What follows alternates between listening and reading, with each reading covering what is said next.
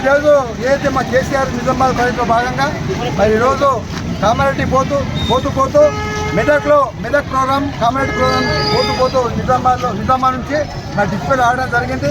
మరి వారికి మా డిస్పెల్లి నాయకులము డిస్పెల్లి మొత్తం టోటల్ మండలంతా మరి ఘనస్వాగతం పలకడం జరిగింది.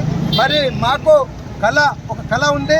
మరి మాకు ఎప్పుడైతే 3 నెలల క్రితం మేము ఎమ్మెల్యే గారు కోల్పోయినామో మరి మళ్ళీ తిరిగి అదే ఎమ్మెల్యే గారిని మా గోవన గారిని మళ్ళీ ఎంపీగా చూడనే ఉద్దేశంతో అందరం కూడా కంకణబద్ధమై మరి ఏకతాటిగా పనిచేస్తూ వారిని గెలిపే లక్ష్యంగా మేము పనిచేస్తూ ఉన్నాం.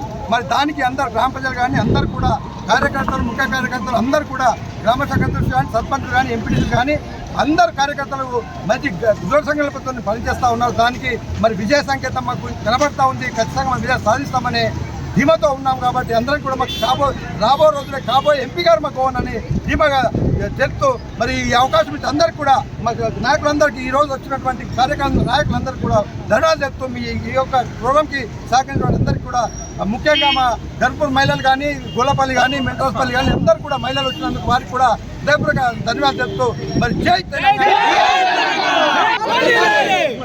ఈరోజు కేసీఆర్ గారు ప్రజా ఆశీర్వాద యాత్రలో భాగంగా మరి ఏదైతే కామారెడ్డి ప్రోగ్రాంకు వారు బయలుదేరిండో నిన్న నిజామాబాద్లో ప్రోగ్రాం చేసుకోవడం జరిగింది. ఆ ప్రోగ్రాం తోటే గవర్నర్ గెలుపు విజయం తథ్యమైపోయిందని చెప్పేసి ఈ సందర్భంగా కేసీఆర్ గారు తెలిపిండ్రు. మరి నిజామాబాద్ పులిబిడ్డ అయినటువంటి రాజిరెడ్డి గోవర్ధన్ గారిని కడుపులో పెట్టుకొని మీరు గెలిపించాలి.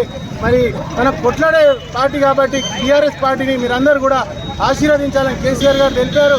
మరి దారి పొడుగున ఇక్కడ డిచ్పల్లి నుంచి వెళ్ళే సందర్భంలో వారికి డిచ్పల్లి ఇక్కడ సెంటర్లో మరి మహిళలతో కానీ మా కార్యకర్తలతో మండల నాయకులతో జిల్లా నాయకులతో కూడా ఇక్కడ భారీ ఎత్తున స్వాగతం పలకడం జరిగింది.